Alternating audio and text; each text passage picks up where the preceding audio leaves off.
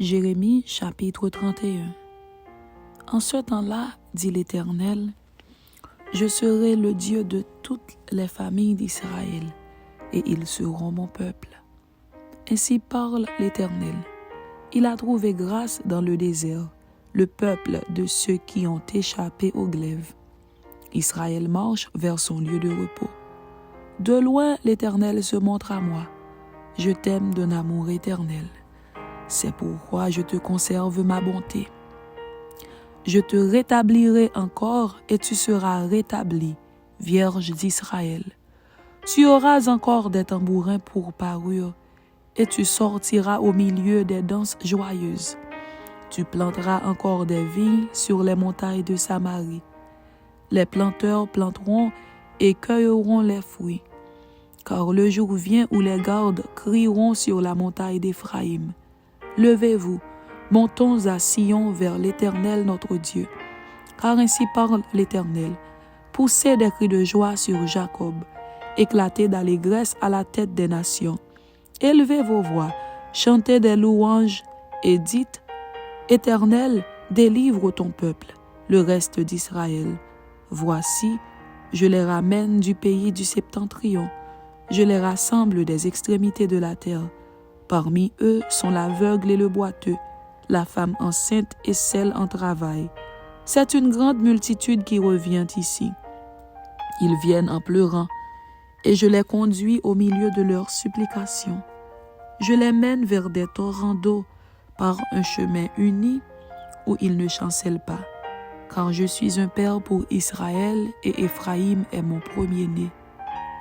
Nations, écoutez la parole de l'Éternel et publiez-la dans les îles lointaines.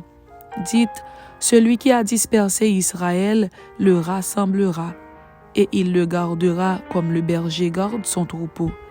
Car l'Éternel rachète Jacob, il le délivre de la main d'un plus fort que lui. Ils viendront et pousseront des cris de joie sur les hauteurs de Sion. Ils accourront vers les biens de l'Éternel, le blé, le mou, l'huile, les brebis et les bœufs. Leur âme sera comme un jardin arrosé, et ils ne seront plus dans la souffrance. Alors, les jeunes filles se réjouiront à la danse. Les jeunes hommes et les vieillards se réjouiront aussi. Je changerai leur deuil en allégresse, et je les consolerai. Je leur donnerai de la joie après leur chagrin. Je rassasierai de graisse l'âme des sacrificateurs, et mon peuple se rassasiera de mes biens, dit l'Éternel. Ainsi parle l'Éternel. On entend des cris à Rama, des lamentations, des larmes amères.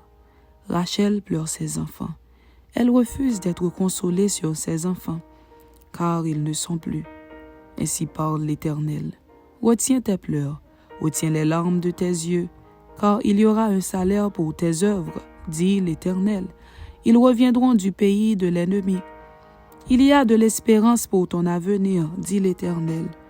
Tes enfants reviendront dans leur territoire. J'entends Éphraïm qui se lamente. Tu m'as châtié et j'ai été châtié, comme un veau qui n'est pas dompté. Fais-moi revenir et je reviendrai, car tu es l'Éternel, mon Dieu. Après m'être détourné, j'éprouve du repentir, et après avoir reconnu mes fautes, je frappe sur ma cuisse. Je suis honteux et confus, car je porte l'opprobre de ma jeunesse.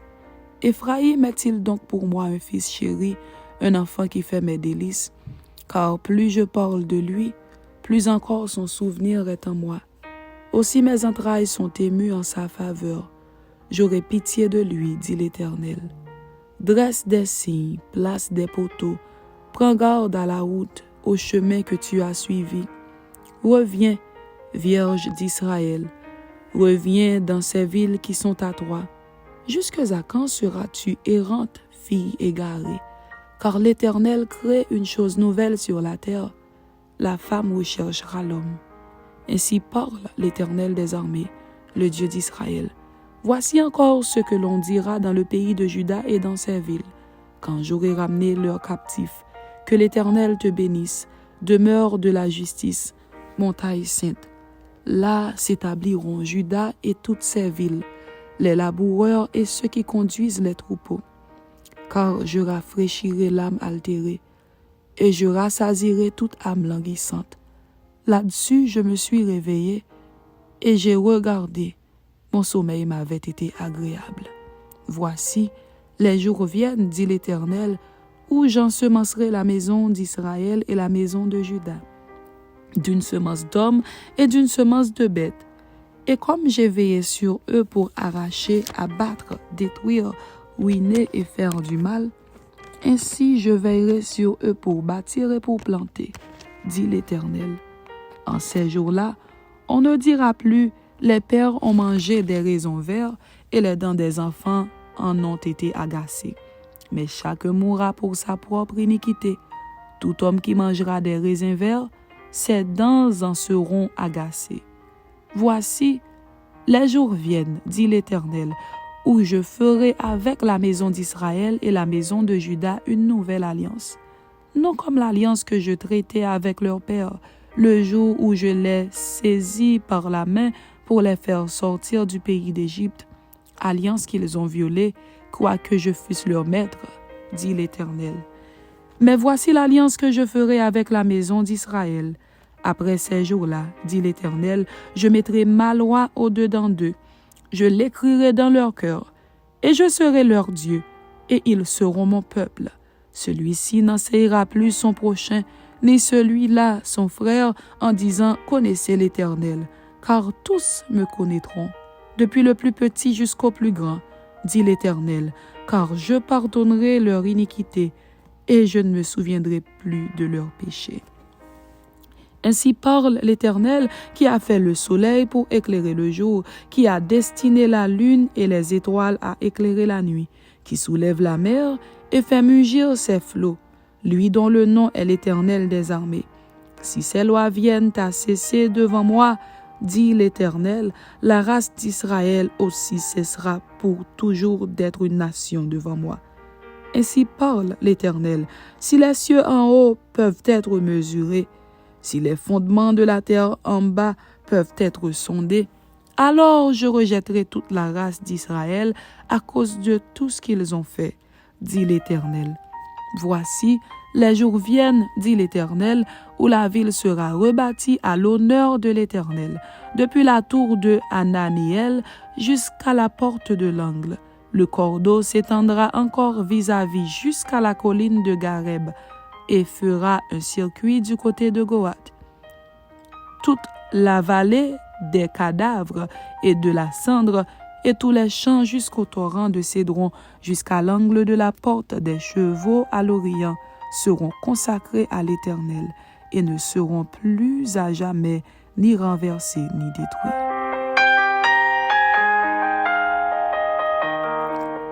Jérémie chapitre 32. La ruine prochaine de Jérusalem et le retour des captifs. La parole qui fut adressée à Jérémie de la part de l'Éternel, la 10e année de Sédécias, roi de Juda. C'était la 18e année de Nebuchadnezzar. L'armée du roi de Babylone assiégeait alors Jérusalem. Et Jérémie le prophète était enfermé dans la cour de la prison qui était dans la maison du roi de Juda.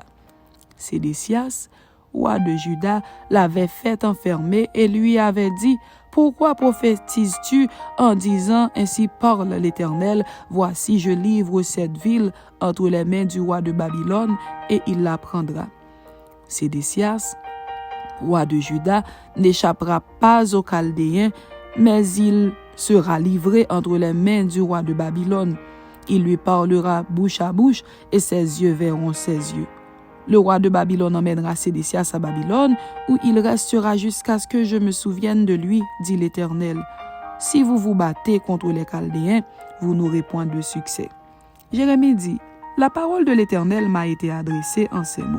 Voici, Anaméel, fils de ton oncle Shallum, va venir auprès de toi pour te dire, achète mon champ qui est à Anathoth, car tu as le droit de rachat pour l'acquérir. Et Anaméel, fils de mon oncle, vint auprès de moi, selon la parole de l'Éternel, dans la cour de la prison. Et il me dit, achète mon champ qui est à Anathoth, dans le pays de Benjamin, car tu as le droit d'héritage et de rachat. Achète-le. » Je reconnus que c'était la parole de l'Éternel. J'achetai de Anaméel, fils de mon oncle, le champ qui est à Anathoth, et je lui pesai l'argent, 17 cycles d'argent. J'écrivis un contrat que je cachetai. Je pris des témoins et je pesai l'argent dans une balance. Je pris ensuite le contrat d'acquisition, celui qui était cacheté, conformément à la loi et aux usages, et celui qui était ouvert. Et je remis le contrat d'acquisition à Baruch, fils de Nérija, fils de Machséja, en présence de Anaméel, fils de mon oncle, en présence des témoins qui avaient signé le contrat d'acquisition, et en présence de tous les Juifs qui se trouvaient dans la cour de la prison.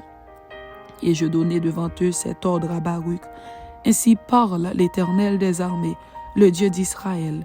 Prends ces écrits, ce contrat d'acquisition, celui qui est cacheté et celui qui est ouvert, et mets-les dans un vase de terre, afin qu'ils se conservent longtemps. Car ainsi parle l'Éternel des armées, le Dieu d'Israël. On achètera encore des maisons, des champs et des vignes dans ce pays. Après que j'eus remis le contrat d'acquisition à Baruch, fils de Nérija, j'adressai cette prière à l'Éternel. Ah, Seigneur éternel, voici, tu as fait les cieux et la terre par ta grande puissance et par ton bras étendu.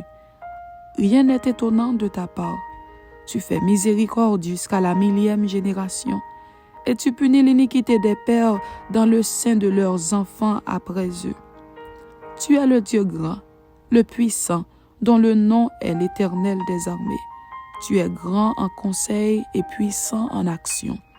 Tu as les yeux ouverts sur toutes les voies des enfants des hommes pour rendre à chacun selon ses voies, selon le fruit de ses œuvres. Tu as fait des miracles et des prodiges dans le pays d'Égypte jusqu'à ce jour, et en Israël parmi les hommes, et tu t'es fait un nom comme il l'est aujourd'hui.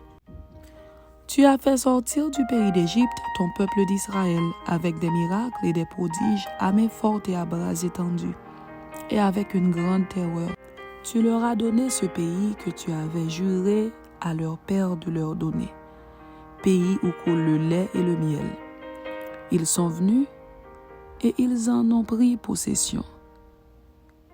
Mais ils n'ont point obéi à ta voix, ils n'ont point observé ta loi.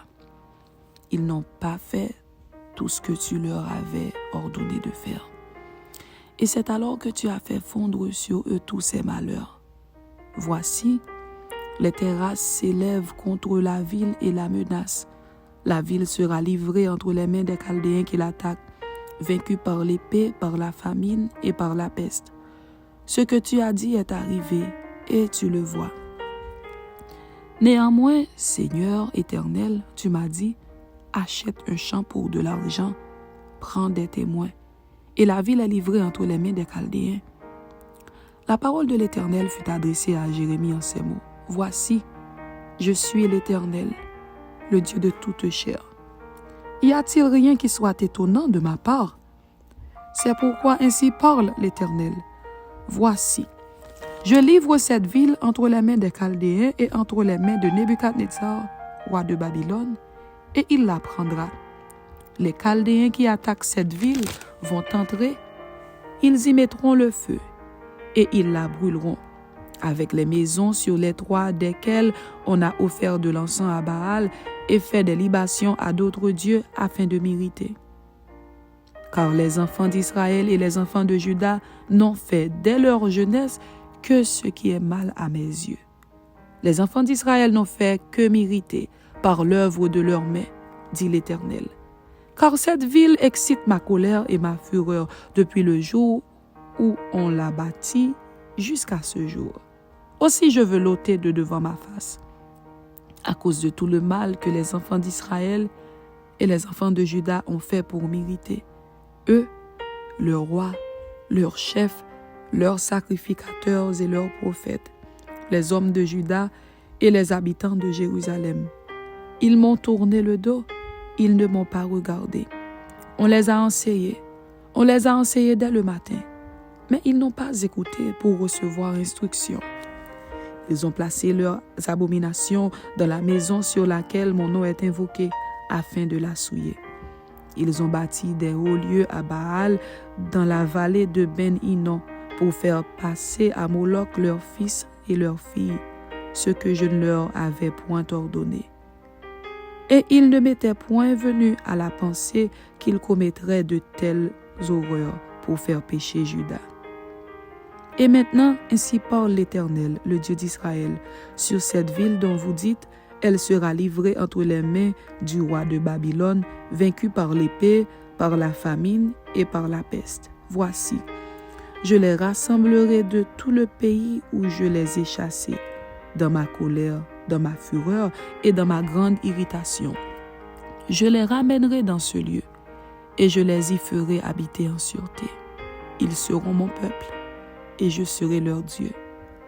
Je leur donnerai un même cœur et une même voix, afin qu'ils me craignent toujours pour leur bonheur et celui de leurs enfants après eux. Je traiterai avec eux une alliance éternelle. Je ne me détournerai plus d'eux. Je leur ferai du bien, et je mettrai ma crainte dans leur cœur, afin qu'ils ne s'éloignent pas de moi.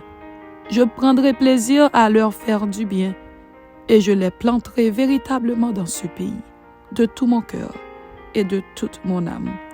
Car ainsi parle l'Éternel. De même que j'ai fait venir sur ce peuple tous ces grands malheurs, de même je ferai venir sur eux tout le bien que je leur promets. On achètera des champs dans ce pays, dont vous dites, c'est un désert, sans homme ni bête. Il est livré entre les mains des Chaldéens. On achètera des champs pour de l'argent. On écrira des contrats. On les cachètera. On prendra des témoins dans le pays de Benjamin et aux environs de Jérusalem, dans les villes de Juda, dans les villes de la montagne, dans les villes de la plaine et dans les villes du Midi, car je ramènerai leurs captifs, dit l'Éternel. Amen. C'était Jérémie chapitre 31 et Jérémie chapitre 32. Que Dieu vous bénisse. Amen.